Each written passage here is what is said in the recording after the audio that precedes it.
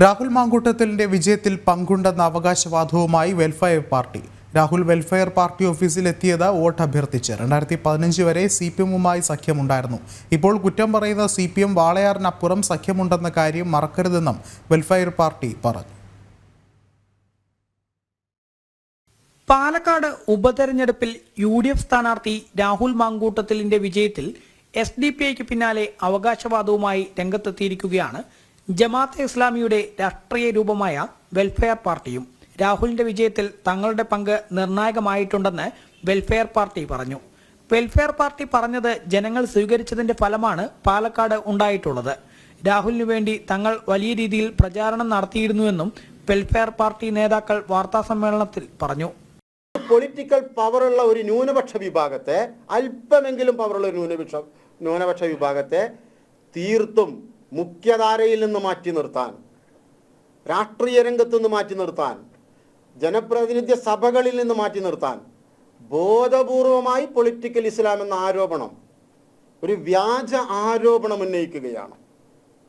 ഇതിൽ നിന്ന് CPIM, ഗോവിന്ദൻ മാഷ്, അവരുടെ നേതാക്കൾ പിന്മാറണം.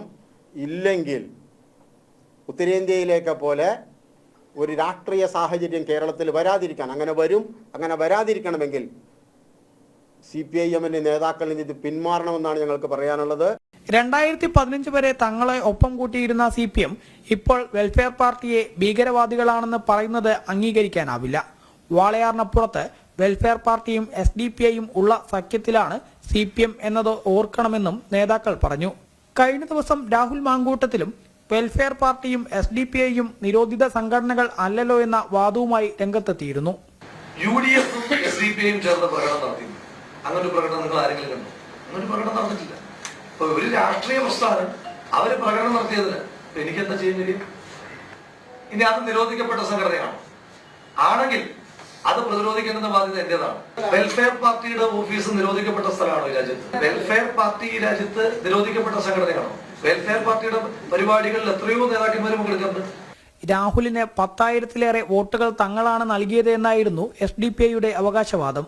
അതേസമയം SDPI ജമാഅത്തെ ഇസ്ലാമി വാർത്താ സമ്മേളനങ്ങളിലൂടെ പാലക്കാട് UDF വിജയം എങ്ങനെയെന്നത് ജനങ്ങൾക്ക് ബോധ്യമായി എന്ന് BJP പറഞ്ഞു. ജനം, പാലക്കാട്.